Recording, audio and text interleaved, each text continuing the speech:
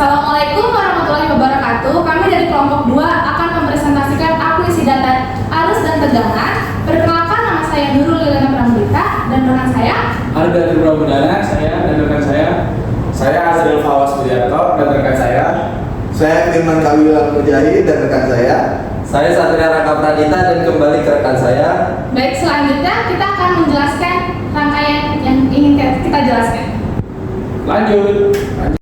Di sini saya akan menjelaskan akuisisi data adalah proses pengumpulan dan pengukuran data dari berbagai sumber yang kemudian diubah menjadi bentuk digital untuk dianalisis dan dipantau, bahkan bisa dikendalikan. Di sini kita menggunakan sumber 220 volt. Di sini kita menggunakan lampu 5 watt, ada sensor ZMPT 101B, ada ACS 712, ada LCD I2C, lalu ada kita menggunakan ESP32. Bagian 2 yaitu cara kerja. Bisa dilihat di sini kita menggunakan sumber 220 volt berasal dari stop kontak ini. Tapi sebelum itu saya akan menjelaskan cara kerja dari komponen-komponen yang kami pakai. Di sini ada ZMPT 101B, ada ACS 712 yang fungsinya menerima sinyal analog dari sumber 220 volt. Nah, setelah menerima sinyal analog, ZMPT dan ACS ini mengirimkan sinyal analog tersebut ke dalam ESP32.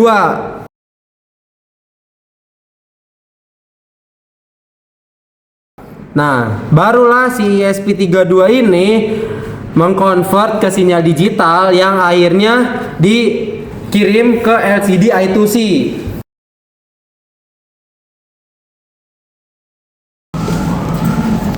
Oke, sekian penjelasan dari bagian 2 yaitu cara kerja. Bisa lanjut ke bagian selanjutnya. Terima kasih.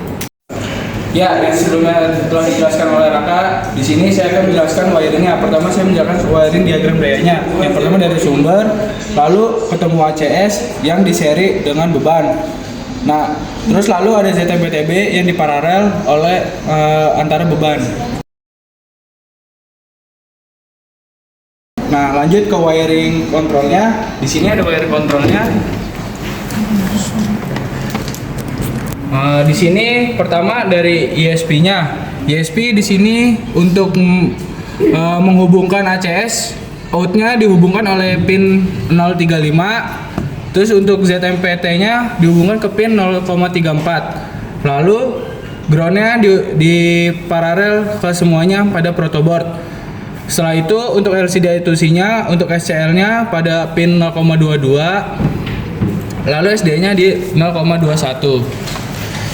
Selanjutnya di sini untuk kalibrasinya, di sini ada kalibrasi untuk contoh rangkaian kontrol di sini. Contoh rangkaian kontrolnya ada di balik ini, di sini, sebelah sini.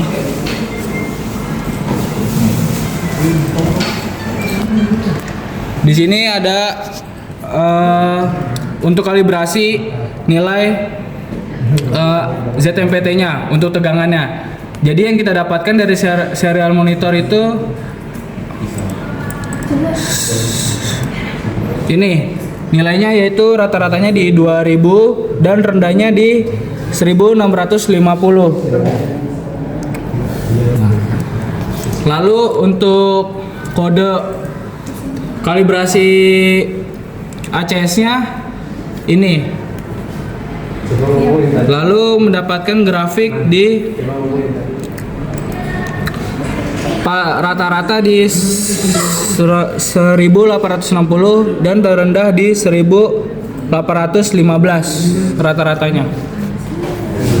Oh iya, untuk ZMPT-nya selain kalibrasi dari sini kita bisa mendapatkan grafik seperti ini. Kita putar potensio pada ZMPT-nya. Di sebelah sini kita putar sampai mendapatkan grafik bagus seperti ini.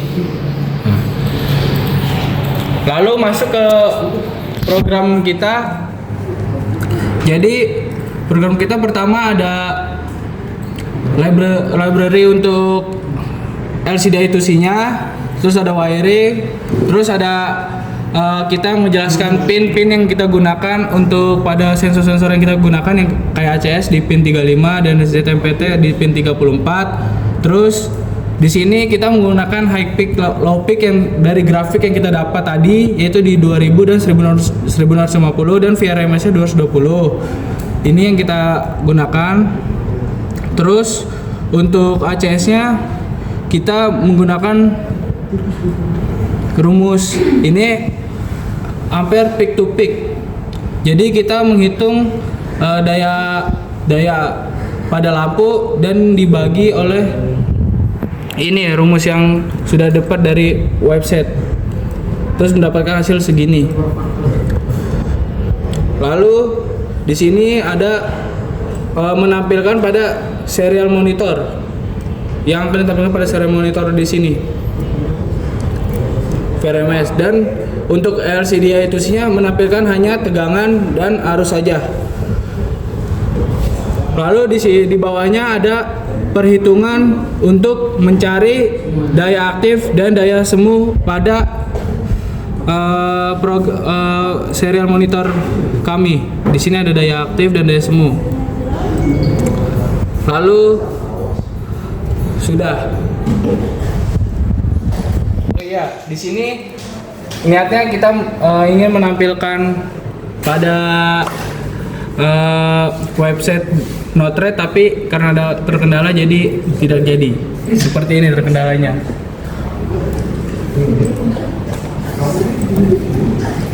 Oke, sekian dari saya. Lanjut ke rekan teman saya selanjutnya.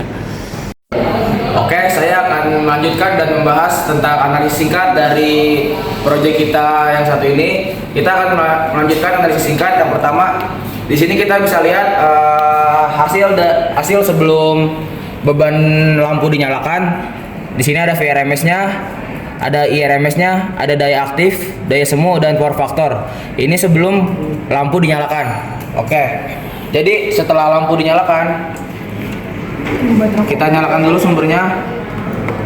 Oke, sumber ini nyala, terbaca di LCD.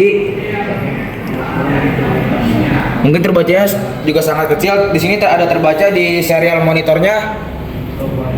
VRMS-nya menunjukkan 216 dan IRMS-nya menunjukkan di sini 0,16. Daya aktifnya ada 3 watt dan daya semunya 4,92 watt hours dan power faktornya itu 1. Oke. Di sini saya akan menyambut lagi sumbernya. Cabut lagi sumbernya. Oke. Pas setelah sumber dicabut, di sini menunjukkan tegangan turun.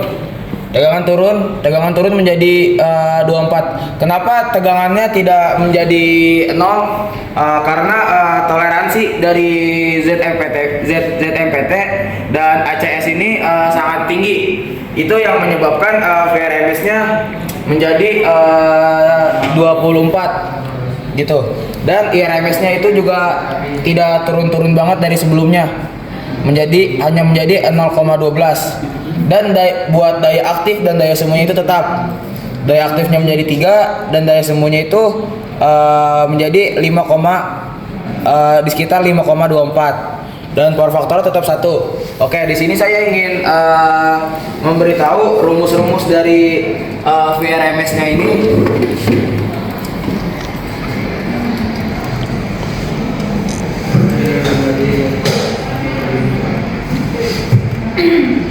Oke, di sini buat VRMS ini kita menggunakan rumus volt multi dikali 1,41. Jadi RMS dikali akar 2. Jadi 1,41 itu dari akar 2 gitu. Nah, dan buat IRMS-nya ini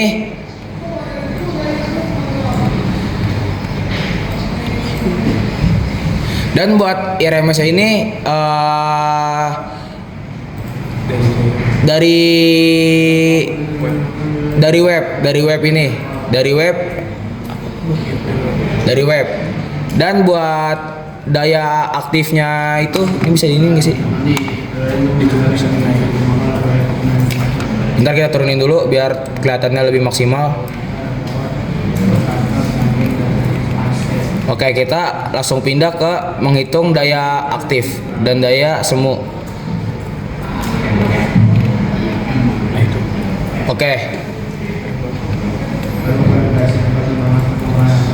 Oke, ini buat daya aktifnya.